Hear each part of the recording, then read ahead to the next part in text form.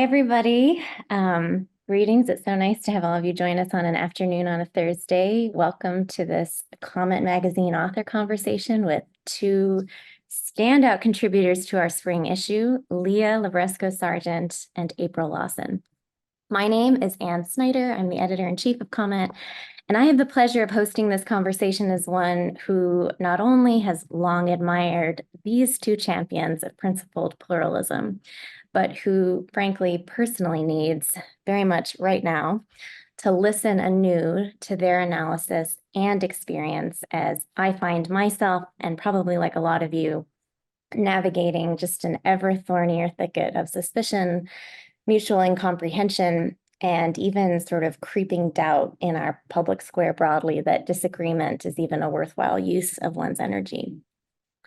Before we begin this conversation, I want to encourage you to introduce yourselves to one another in the chat and share your geographic location as well as the reason you were interested in this discussion with April and Leah today.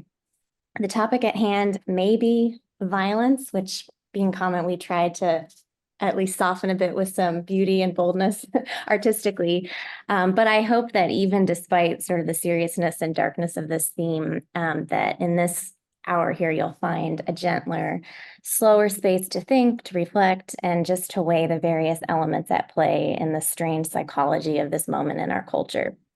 And to find in all of that, the reminder that you are here with other readers and writers who refuse to despair of hope, in our case, Christian hope. And we're just trying to actively figure out what that hope looks like in our actions and the ways in which we seek to serve our many varied contexts. I also want to encourage you to use the chat throughout the conversation to ask questions, which I will do my best to represent on your behalf in the last 15 minutes of this hour together. So let's get started. April and Leah, it's really wonderful to see both of you.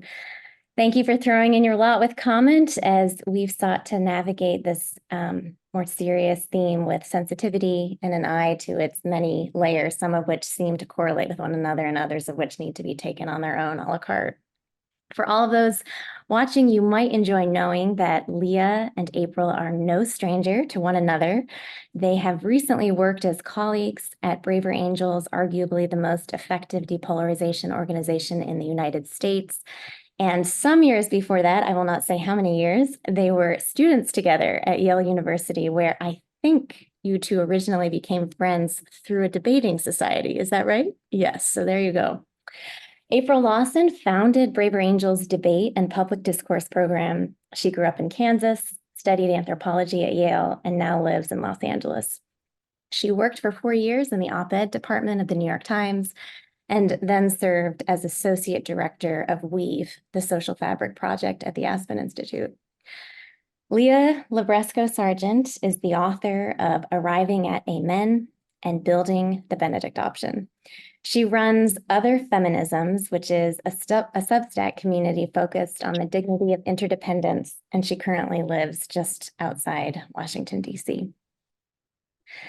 April and Leah, each one of you has written an essay in this issue that probes a kind of curious development in our public aggressiveness, but also, I think for a lot of us, private bewilderment the last few years.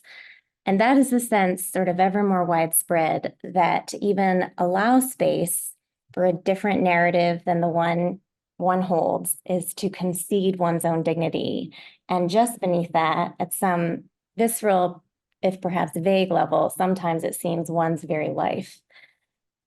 We're obviously all living through a horrific conflict in the Middle East, whose waves have steamrolled onto North American shores with a vengeance.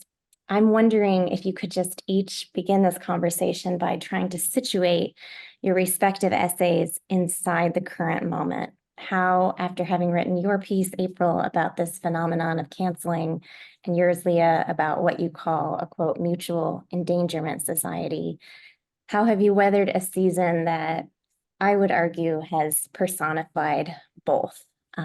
Leah, let's start with you.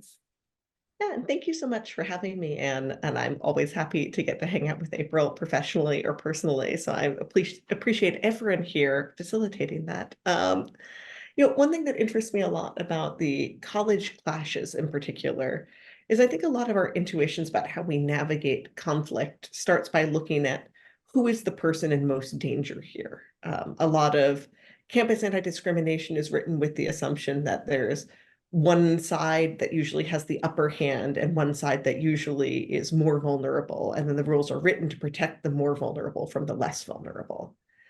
And what that produces, which I think we've kind of seen play out amid all this, is that in addition to kind of campaigning to make the case for the rightness of your cause, part of the job of an activist is to work the refs, right? You have to make the case that I am the one who is more in danger here. And we've seen kind of those parallel conflicts about, well, who is it on a college campus who's most personally implicated or endangered by the conflict between Israel and Hamas and the people of Gaza, many miles away? Is it Jewish students endangered by anti-Semitism? Is it Palestinian students or Muslim students broadly swept up in their schools' indifference to the plight of people they share a faith or a background with? And I think the tricky thing, and kind of what's at the heart of my essay, is sometimes both people can be in danger. We can hold enough power over the other side to keep them from feeling safe without being able to pose a threat actually making me feel any safer. Thank you for that. Yeah, your realism around power in the essay is frankly just very refreshing. So thank you for that. April, I'm curious how you have weathered the last few months in particular, whether the protests on U.S. college campuses or other elements, other ways in which this war has filtered into our public domain as you think about all things cancellation. Mhm. Yeah, well, I also just want to echo the gratitude for being here and to say that not only am I like here with two of my like favorite people on the planet, Leah and Anne, but also like uh the fact that all of you chose to join this webinar means like you're my people. Like I'm really happy you're here and just happy to be in this space with you and like I look forward to engaging. So I spent the winter doing a project related to the war in Israel, Gaza, and was there for 2 weeks in February and went to some of the difficult geographic places like the kibbutzim that were the hardest hit on October 7th, the West Bank, and some of the government won't let you go to Gaza right now for obvious reasons, but anyway, the it was interesting because probably many of you have been to Israel, and one of the things that I noticed was that the shift in me and in our group was not one of greater factual knowledge, although there was that. It was greater depth. It was in some ways, I think the thing that people on college campuses, but really this conversation is all over the place. It's on the street, it's in everybody's house, it's like obviously on social media and stuff, but it's in all of our private spaces too. And the human beings have so much trouble dealing with both tragedy and complexity at the same time. And so I think about, and so when I went to Israel, I just became more like, it settled into my bones a little bit more, both the tragedy and the complexity. And what I see around us now is people who, part of the temptation to cancellation is it's purity, it's being on the side of the good, and people, it is so painful to watch this conflict that the temptation is so strong to say like, I mean, my mother at one point said to me literally, why aren't you grieving with me over Palestinian children? And um and I think what I was doing was reacting in a rational way because it's so hard to hold the emotional depth of both sides. And so I think that, and then, I know Jewish friends who are like literally trying to make sure that they have the ability to leave the country if they need to. And so I think that there's just, um, I feel like your essay is perfect for this moment, Leah, because like this is one of the more obvious cases where there's real trauma on both sides. I just think that makes the temptation to cancellation, i.e. to like feeling like you're in the right, to like objecting to what's wrong loudly, and to being in a social space where you feel safer from the complication and the sort of human awfulness of this set of truths. If you can create a sort of safe, pure space for yourself where people only agree with you, and you can, that temptation is just really strong right now. Yeah. April, thanks for that. Tragedy and complexity at the same time. That's a really poignant, memorable way of, I think, putting this particular moment. I don't know when you would date the beginning of what we now call cancel culture, which has spread, of course, it doesn't just exist in the academy, but is in corporate life. In many ways, I think we all just sort of feel it, depending on the kinds of tables we're around in various conversations with others, and the threat of being cut off, not being able to get to the end of a sentence even, which is a certain form of cancellation in a way. But however you would date the beginning of it as a trend line that we named, what is in the water over the last decade that the temptation to cancel seems to have exploded out in the open? Yeah, it's interesting. One of the things that's worth noting first is just that this is not a new thing. This is Yeah. not a new phenomenon. This is something that human beings have done literally since the beginning of their being human beings. Like, it just, because silencing is such an, we want to do that sometimes, right? Like when you hear something that like really offends you, right? There's a very natural human tendency to be like, no, shut down, stop that. Um, and even if, and it, honestly, it's interesting because you would think that when somebody's close to you, you'd be less likely to do that because you'd assume that they mean something, that they mean well or whatever. But actually the temptation is stronger, because then they are part of you. And so if they're saying this awful thing, the temptation to be like, no, no, you can't do that is actually greater. And so, but the question then is like, why now? Like, why the upsurge now? And I think there are two primary factors. The first is that because this has been a temptation forever, we have I mean, we've evolved, like developed ways to deal with that, right? They're institutions mostly.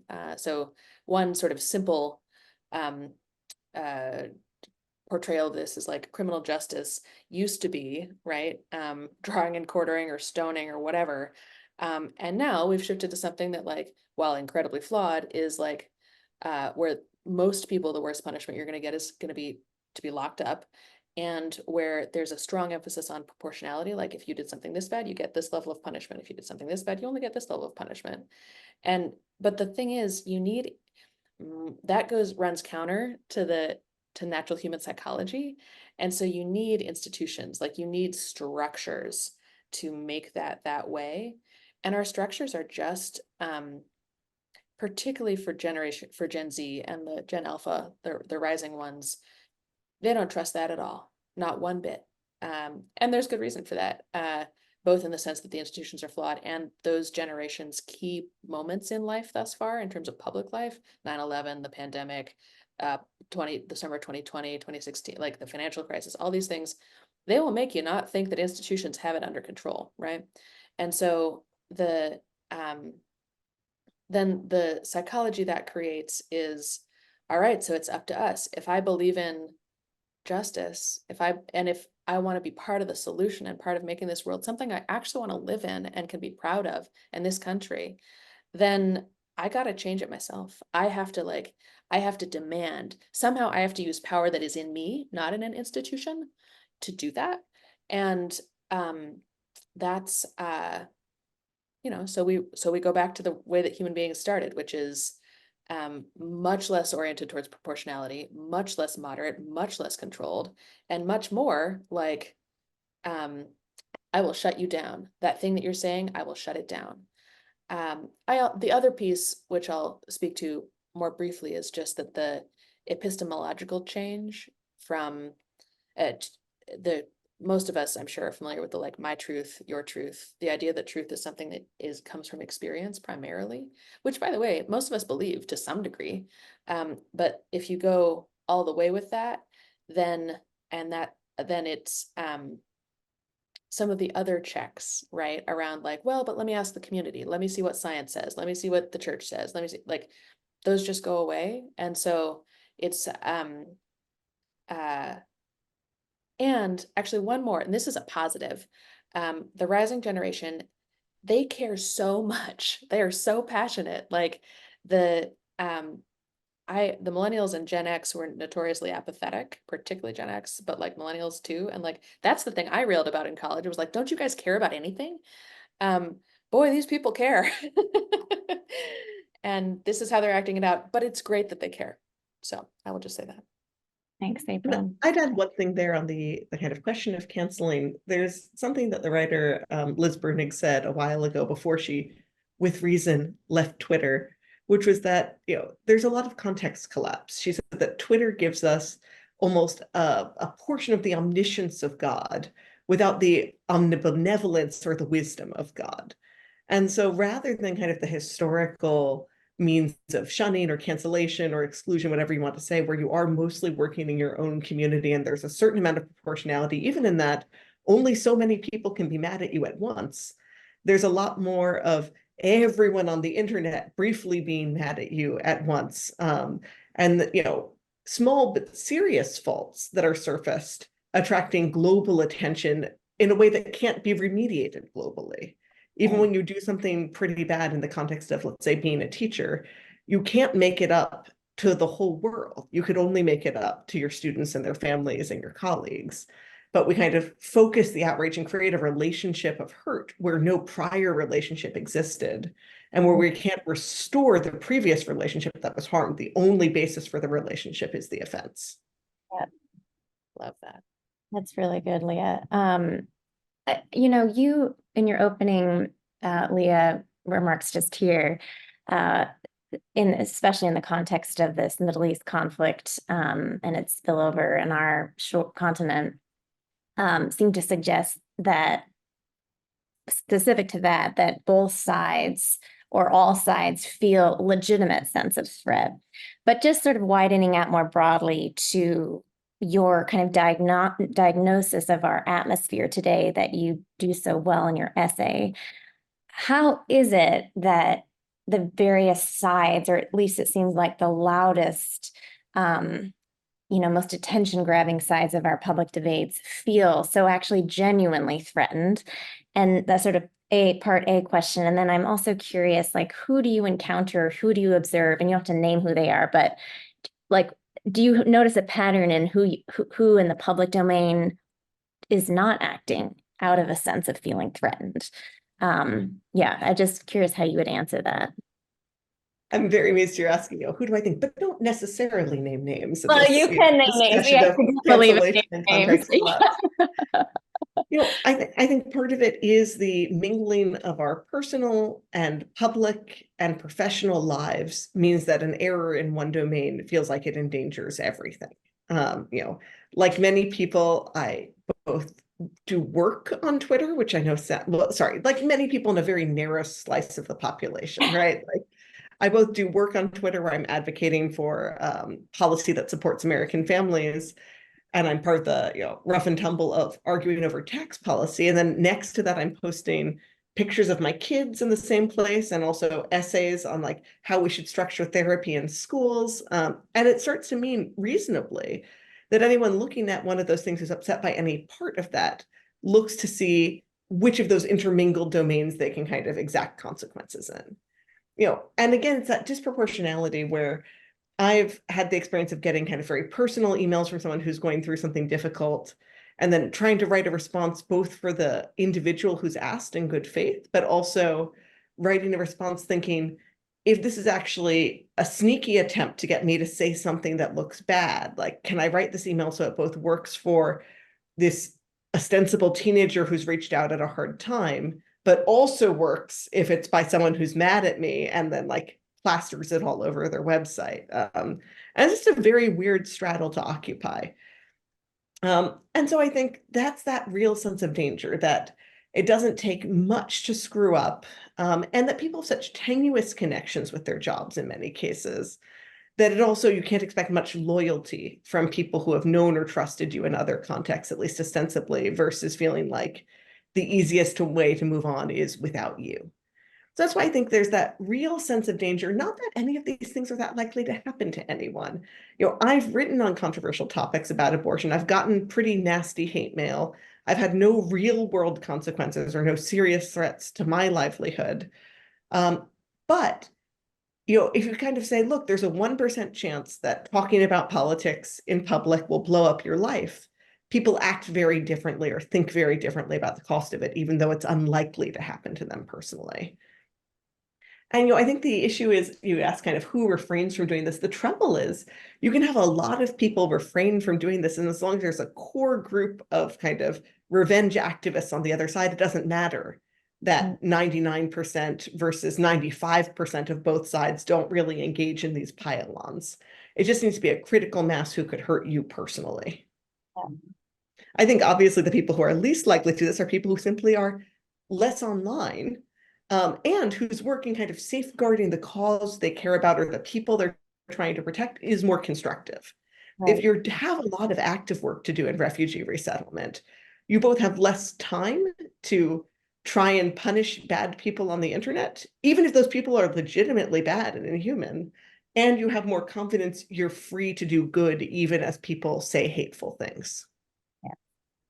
Yes, you just explained my entire reasoning for loving practitioners, even in the pages of comment a lot of the time.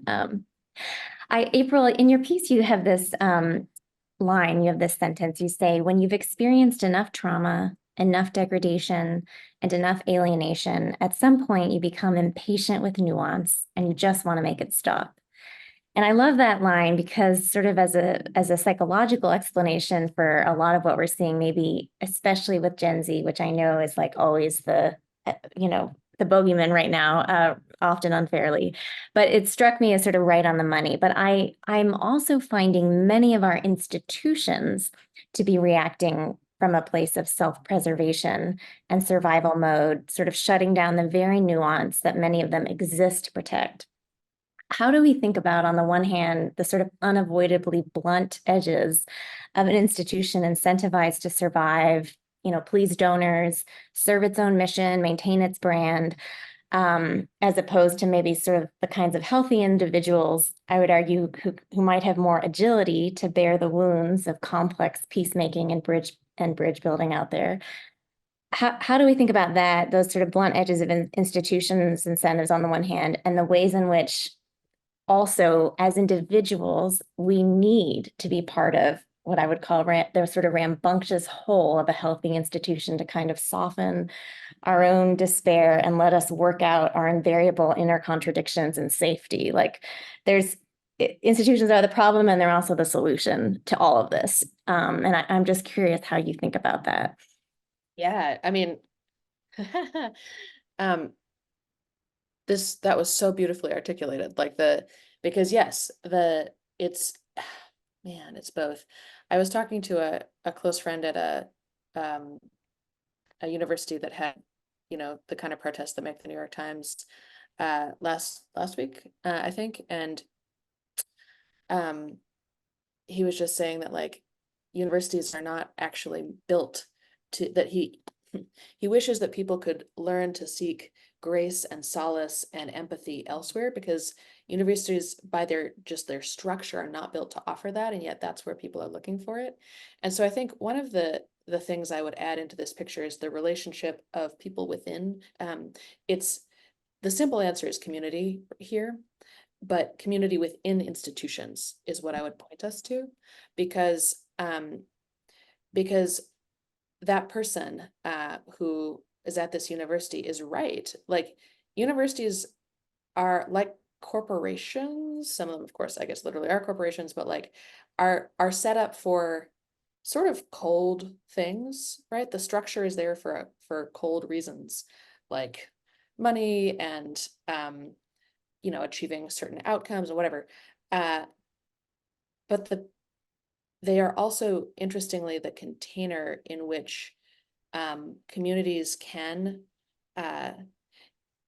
if they work right, even though the structures are cold, they can hold within them people who can manifest the spirit of the thing in such a way that, because what I would say to my friend, who I didn't say this at the time, right, because he was just overwhelmed with this, but the people in the institutions are where those things can come from.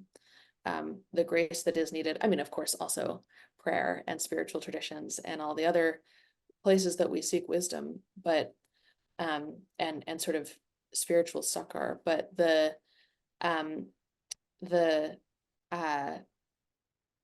I think that one of the things that I yearn for is for the relationships between people inside institutions to deepen and grow.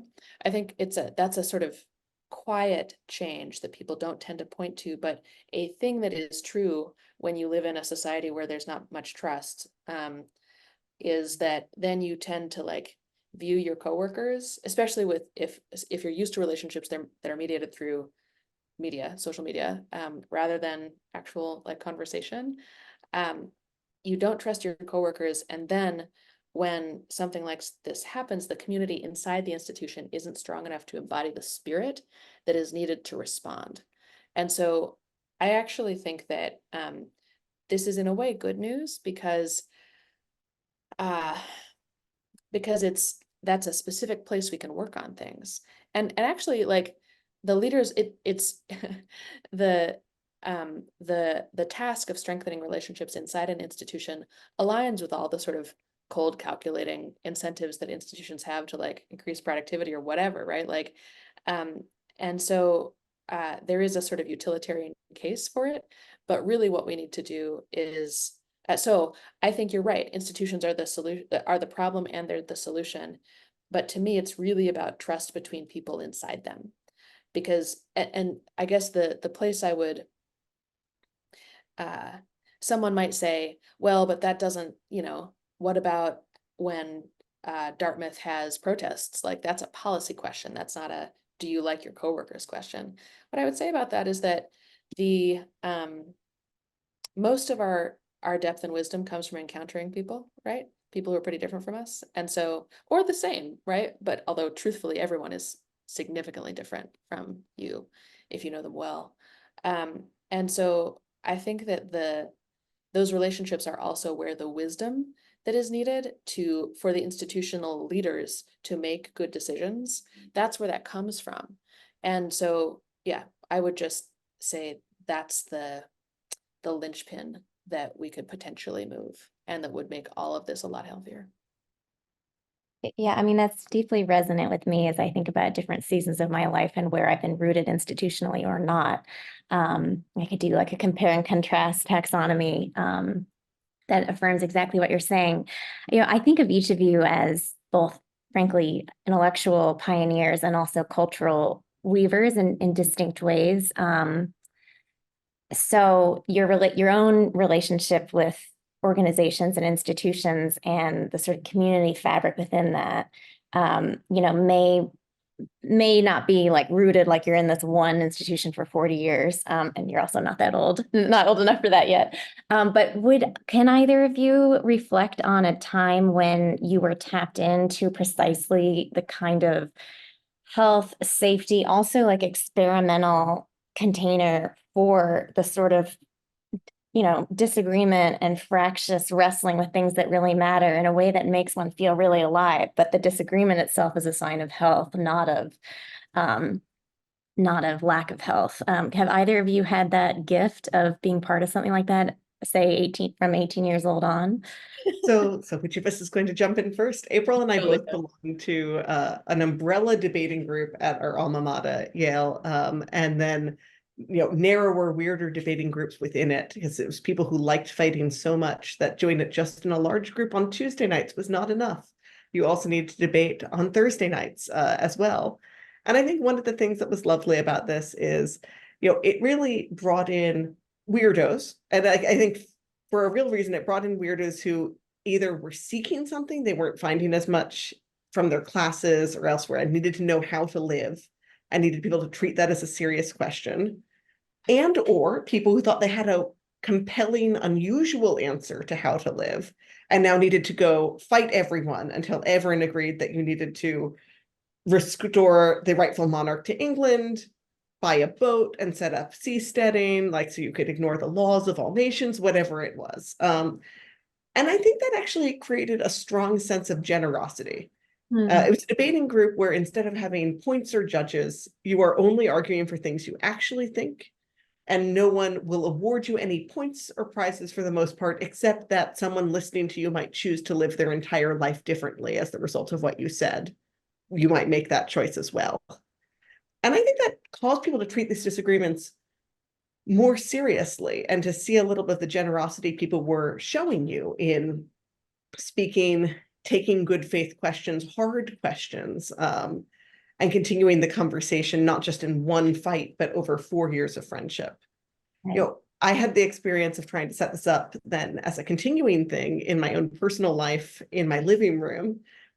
And sometimes I'd have people who weren't able to attend say, like, I always like the debate, like, or I like hearing about what you do. Could there be a web part of it? Could we set up a camera and other people could join in? It seems sad that it's only for you guys. And I'd say, nope, no, you can't. Like, there's a real intimacy and vulnerability that comes from saying what you really believe in person and taking questions in person, and a personal vulnerability without that broader public vulnerability of, is someone taping this? Where will this turn up later? Can I be playful in exploring something new without kind of getting called on the carpet for it elsewhere?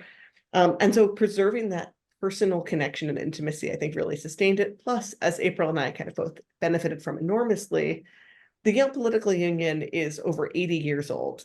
So there were just a lot of guardrails of how to create a good container for debate that had been tested for a long time, that we all had the sense were bigger than us.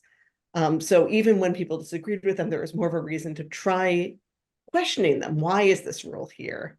Not just taking helpful rules and structures and taking them down at the first question and then only learning later with great regret why they'd been there in the first place. Yes. Yeah, I would love to add to that. I think it is not an accident that Leah and I are I mean, of course, there's like social networks and stuff, but I actually think it's not an accident that we both wrote essays about, and have written other pieces about how conflict and disagreement can like just like absolutely like supercharge like relationships and vitality and like intellectual life. Like it's one of these things where if you experience it intensely, you never forget it. Like it shapes you, partly because what I think it does is it opens you to the reality that that getting to know people closely is safe, right? Like, yeah, you're going to run into big differences, but that can be safe and that can actually generate further intimacy. And so which is like exhilarating in its own right. What I would say about like institutions is that I've been part of, I would actually say that for part of its time, Braver Angels was that way too.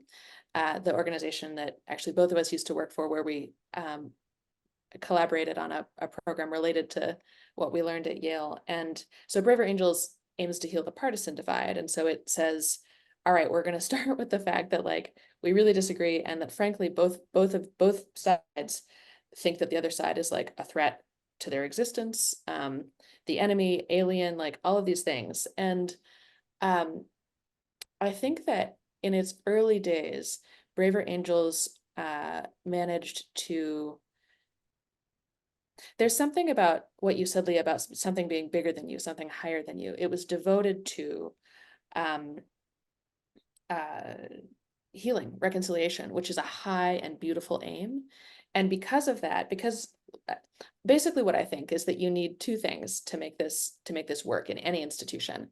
And I bet that folks on this call would like think about this as applying to some of their institutions and not others. Like you need a really high calling that you're really devoted to, that everybody's really devoted to, and then you need some guardrails. And so to speak to the calling, it's the thing that means that I trust, David Lapp is one of my favorite people at Braver Angels. I trust David Lapp because I know that his heart is for the thing that my heart is for, right? And that means that like, if he says something really offensive, like the leaders of Braver Angels have really gotten into it in terms of like, oh man, all kinds of things that I don't really want to say on tape because they're not things you're supposed to think, right? But like, is it really true that like the whole country is racist? Or is it really true that that's a crazy like function of like liberal looking down on flyover country, right? Like what and people would actually, if you can align and like trust the other person's heart because you know you've seen how devoted they are to this thing that you also love, then you can tolerate a lot of other things, a lot of other things. I could speak to the guardrails too, but I think that uh, this is in some ways the more interesting piece. So I'm going to push back a little here because April and I belong to the same umbrella group and then belong to different groups within the umbrella group. And hers was the nicer one. And mine was the one that more often had students called in front of the disciplinary committee for the school. And I think that's not a coincidence. I'm weirdly not surprised, Leah. I'm weirdly not. And I think one slight difference, certainly between the way I think of the ends of debate and the way I would say Braver Angels as an institution does, so I'm just making a distinction for myself, is I don't think coming to understand each other better always leaves us feeling strongly better about each other, at least not more peaceable. So I think it's true that when I sometimes we'd have a discussion about like, is the point of a debate that we're going to come to understand and love each other better? And I'd say, yes, I hope so. But it might also be that by debating you and really understanding where you're coming from and understanding you're coming from there in good faith and you're pursuing something evil, but for the sake of a perceived good, I think I would use violence to oppose this person possessing power. I see them, I love them, I think they're doing the best they can. They're not trying to be malicious, but they're actually legitimately dangerous to others. And I would, stand between them and my children holding a weapon if I had to. And I think there's sometimes more of a faith that when we debate, we just learn to coexist. Like we can, now that we've had this discussion or understanding, now that I know why, I'll just pick on one of the panels, you, April, think this terrible thing, but you're a person and like me, so we both care about good things, we just disagree about what's good. We'll have an easier time living alongside each other. But I might have an easier time praying for you or not having contempt for you while still thinking, you're so profoundly wrong. You're wrong in good faith. You do brave things in good faith. I have to be willing to do brave and even violent things to stop you from carrying out your plans. And I think that's a big disagreement in kind of the debate and depolarizing community of, will we ultimately only be reconciled by being fully reconciled, by living in the same truth?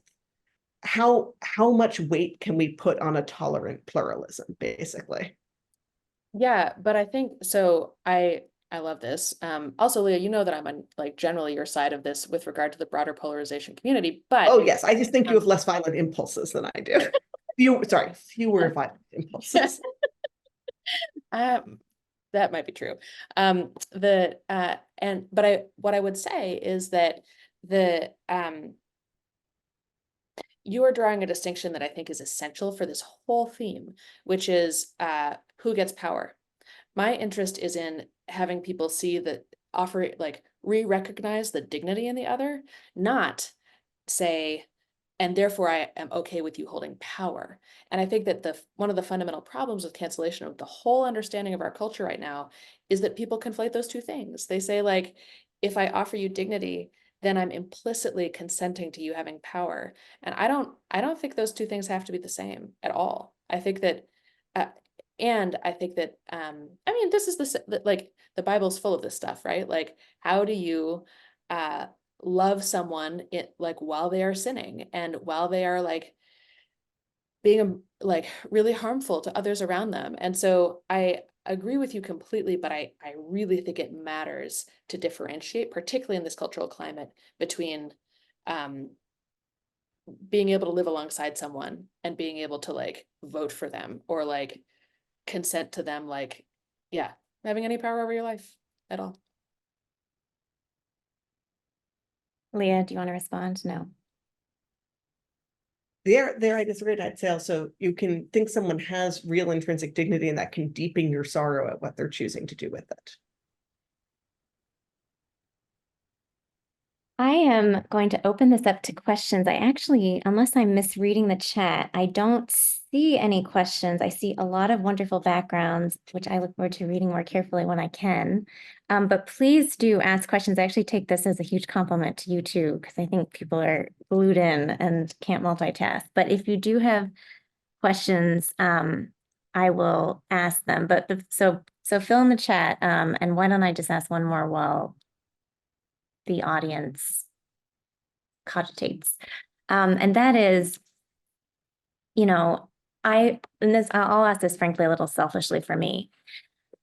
In both your pieces, you ultimately, I think, agree on the importance of re-engaging and getting back out there, even if you've been punished, maybe cruelly, by the outrage, sort of impatience, sort of unhealed wounds of a population that these days tends to feel more unsafe and even unheld by an institution, by a community, et cetera, than perhaps has been true historically. What do we need to take courage, not withdraw, refuel, and get back out there? What would you name as the core ingredients in a life for sustainable re-engagement again and again, while also sustaining our own souls, of course, but also our sense of hope as we try to serve the good of the world? Just curious how you would name those ingredients. So I'd say Even part of if it they're you. Yeah, go ahead, is Leah. having something constructive you take care of that can't be as easily or directly endangered by other forms of conflict. And that might be, your own family, your community, a garden, a community like volunteer thing you do, just so that, again, you're rooted in people can't take away my power to care for others, even if they imperil other parts of my life. There's, as a Christian, I find a lot of the testimonies of the martyrs really convicting, not because I expect to be martyred, but because they have a radical interior freedom. That means that they are free to pray for others, free to do good, whether they're in jail or walking freely through the world. So they hold on to that strong sense of interior freedom to love and care for others. And practicing that every day is a good idea, period. But I think it makes you more fearless and more generous in conflict because of a sense of how free you are to act. And then I think really looking to think about, where am I called to act? Where can I sustain a relationship? Where, if I'm calling someone out, do I have the opportunity to build something on our conflict rather than just have the conflict be the seed of our relationship? What habits of prayer do I have around conflict? I have a prayer for enemies that I just keep open on a tab on my computer at all times, so that when I'm mad, I pray that first and then decide what to do. And sometimes that's the only thing I do, because this is a stranger on Twitter and I don't know that I have something compelling to say to them, but I can pray for them. So root yourself in something real that can't be taken away from you, and have habits of prayer that you plan out ahead before you're in a conflict to keep you grounded within it. Okay. Yeah, a lot of wisdom there. April? Very much so. I think we're an interesting paralia in that, once again, we have different needs in some ways in this space.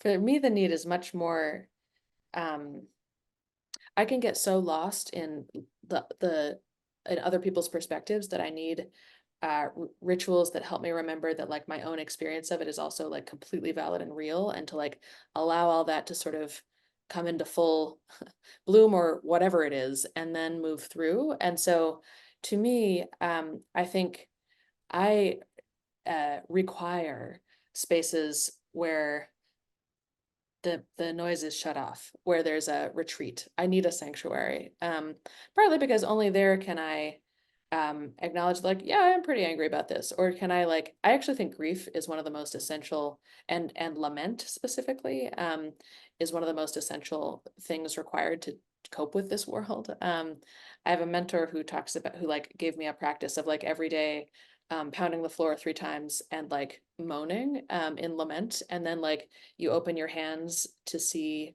what God would offer. And so lament, right, is not about, doesn't have to be about a specific thing, but it's just, this world is so broken, right?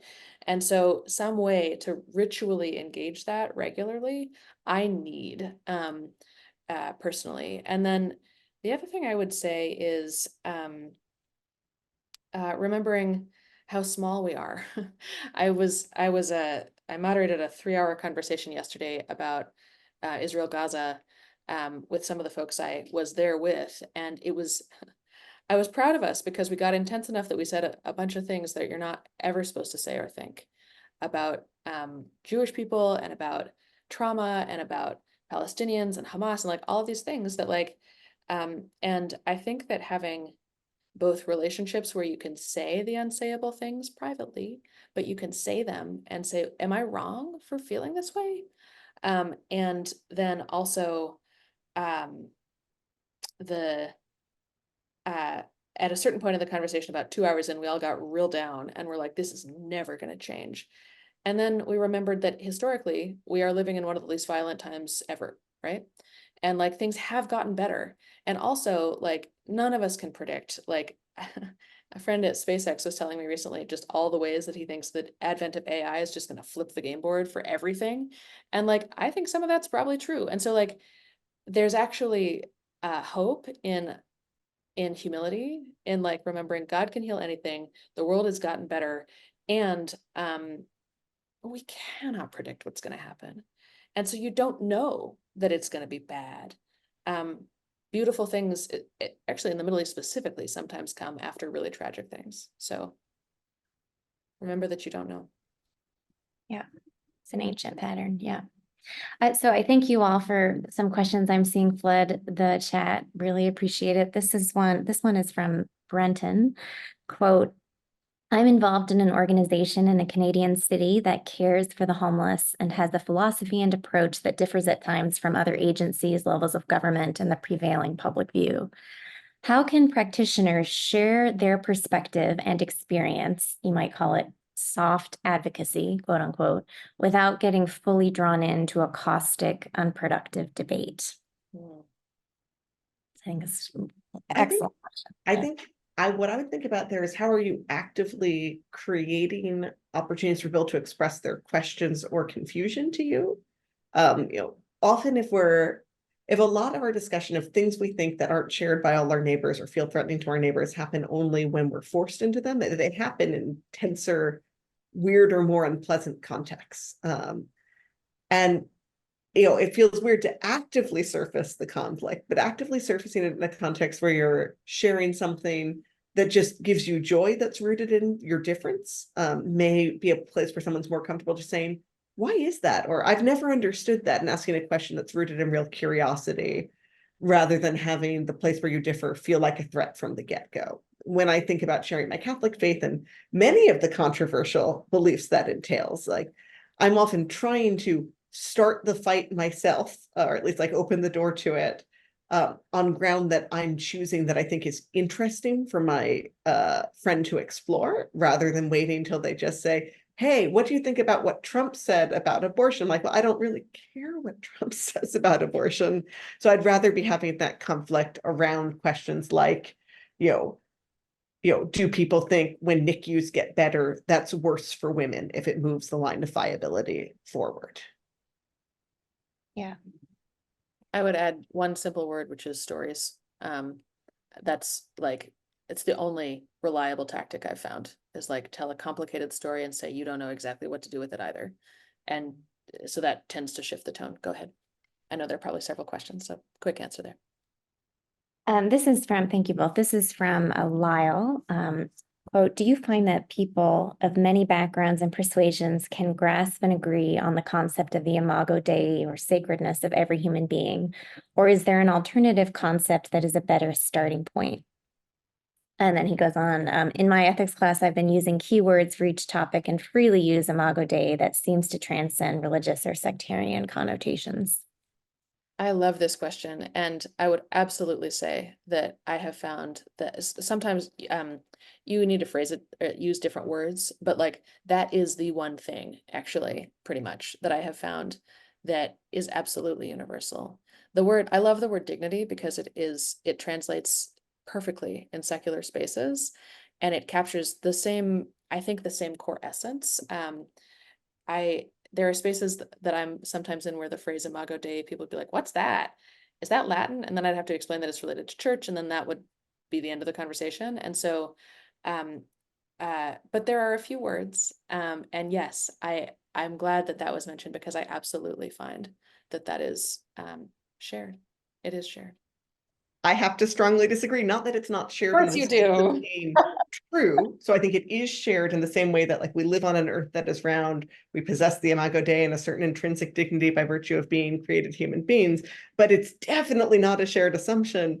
And I know that for kind of two reasons. And one is that I was pitching a project and my agent said, look, like, you're using the phrase dignity right here in the title.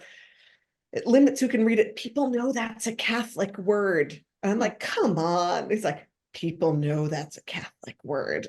So there's a certain amount, I think, because we've had these disagreements. I don't think it has to be only a Catholic word, but because we've had these disagreements in a religious context, then backed up a step or two to try and have them using secularized language where people still know you're talking about big questions, where there starts to be a suspicion where once you're talking about dignity, are you sneaking God in here? And the fact that you, April, were slipping back and forth between Imago Dei and dignity, suggests that is a real maneuver people pull, and there's a reason people distrust it. And I just think it can't be the case, as much as I'd like it to be, that that really is a shared intuition, or at least like shared at every level, especially at a point in time in the, in history, particularly in Canada, where comment is based, where there's so much discussion about whose lives have lost their value and who it's licit to kill and who it's in fact salutary to kill. And the best recognition of their dignity is euthanasia. So it's just clearly not a shared assumption rhetorically or as a matter of law. Gosh, I just disagree with you completely. Please tell Canada that.